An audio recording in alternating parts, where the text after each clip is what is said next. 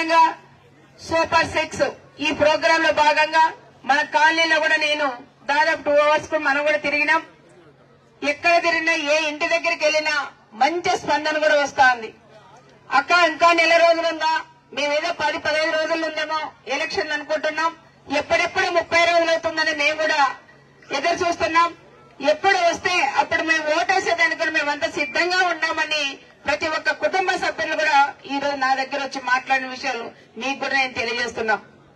చాలా వరకు ఈ ప్రభుత్వం వచ్చిన తర్వాత కార్యకర్తలు గాని, మహిళలు గాని, యువత గాని, రైతులు గాని, ముస్లిం సోదరులు గాని అందరూ కూడా చాలా నష్టపోయినారు.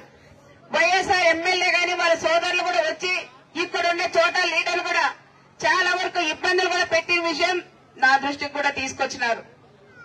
ఈ ప్రభుత్వం వచ్చిన తర్వాత ప్రతి కుటుంబంలోనూ మేము అన్ని రకాలుగా ఇబ్బంది పడినాం, లాస్ అయినామని చాలా మంది కూడా నా దృష్టికి కూడా తెచ్చిన విషయం మీకందరికీ కూడా నేను తెలియజేస్తున్నాను.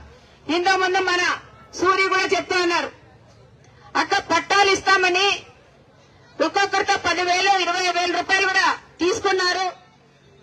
సరే పట్టా ఇచ్చారా, లేదంటే ఎంఆర్ఓ ఆఫీస్ నుండి ఇచ్చారా, జాయింట్ కలెక్టర్ దగ్గర నుండి ఇచ్చినారా హౌస్ పట్టా అనుకుంటే కేవలం పంచాయతీలో ఉన్న ఎవరైతే ఆఫీసర్లు ఉన్నారో వాళ్ళు ముగ్గురిని వాళ్ళదే పోమన్నట్లు వాళ్ళు పట్టాలు ఇచ్చారు. మరి చెల్లతాయా అని వాళ్ళు కూడా ఈ రోజు అడిగే పరిస్థితులు కూడా ఏర్పడినాయి. అయ్యా మీరు పట్టాలు ఇవ్వాలంటే వాళ్ళకి ఇళ్లు ఉన్నాయి, అక్కడ వాళ్ళు పట్టాలు ఇవ్వాలంటే మా డబ్బులు ఎందుకు తీసుకుంటారో నాకు అర్థం కాని పరిస్థితి కూడా ఉంది. అది ఏమైనా మీరేమైనా ఇచ్చారా?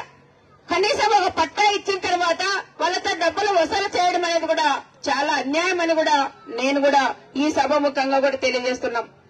పట్టాలు చూస్తేనేమో గ్రామ పంచాయతీలో పట్టాలు ఇచ్చారు, అవన్నీ కూడా మీరంతా గుర్తించాలని కూడా నేను కోరుకుంటున్నాం.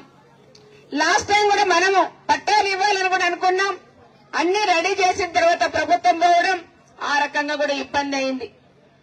ఇంకా తప్పకుండా ఎవరైతే పట్టాలు లేవు, పట్టాలు మాకు కావాలక్క అని మీరు అన్నగారు, తప్పకుండా మన ప్రభుత్వం వస్తే మీకు అందరికీ కూడా పట్టాలు ఇప్పించే బాధ్యత అది నాదని కూడా మీకు అందరికీ కూడా నేను తెలియజేస్తున్నాం.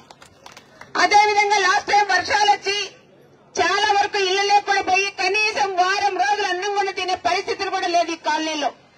అలాంటప్పుడు నేను కూడా హైదరాబాద్ లో అంటే మీరు ఫోన్ చేస్తేనే వెంటనే తెల్లారితలకే ఇక్కడికి వచ్చినాం.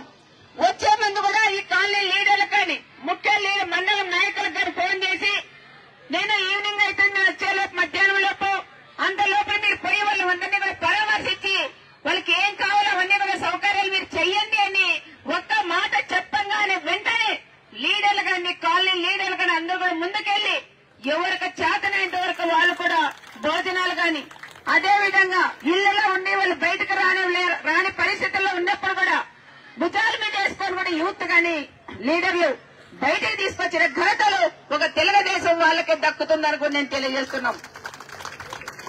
మళ్ళీ మేము కూడా వచ్చి చూసిన తర్వాత చాలా బాధేసింది. వంకంతా కూడా పోయి వంక నిన్న నీళ్లు వచ్చి ఇళ్లలో కూడా నిండిపోయినాయి. అక్కమ్మకి తప్పకుండా ఈ వంక మీరు పూర్తి స్థాయిలో చేయించాలా అని మా మహిళలందరూ కూడా ముందుకు వచ్చి అడిగారు. వాళ్ళని చూస్తే కూడా నాకు కూడా బాధేసింది. పెద్ద పెద్ద పాములన్నీ కూడా పోతున్నాయి, ఆ నీళ్ళలో కూడా కొట్టుకొని పోయి చాలా కూడా ఇబ్బంది పడినారు. అలాంటి వాళ్ళందరినీ కూడా చూసిన తర్వాత తప్పకుండా వీళ్ళకు వంక శాంక్షన్ చెయ్యాలన్నది ఆ రోజే నా మనసులో పడింది. తప్పకుండా మన ప్రభుత్వం వస్తేనే వంక కూడా నేను శాంక్షన్ చేపిస్తానని కూడా మీకు అందరికీ కూడా హామీ ఇస్తున్నాం.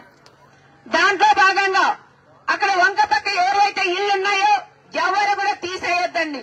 ఏ ఆఫీసర్ ఎవరు వచ్చినా కూడా ఒక ఇల్లు కూడా ముట్టుకోకుండా చేసే బాధ్యత కూడా అది నా భుజ స్పందాల మీద కూడా వేసుకుంటానని కూడా తెలియజేస్తున్నాం.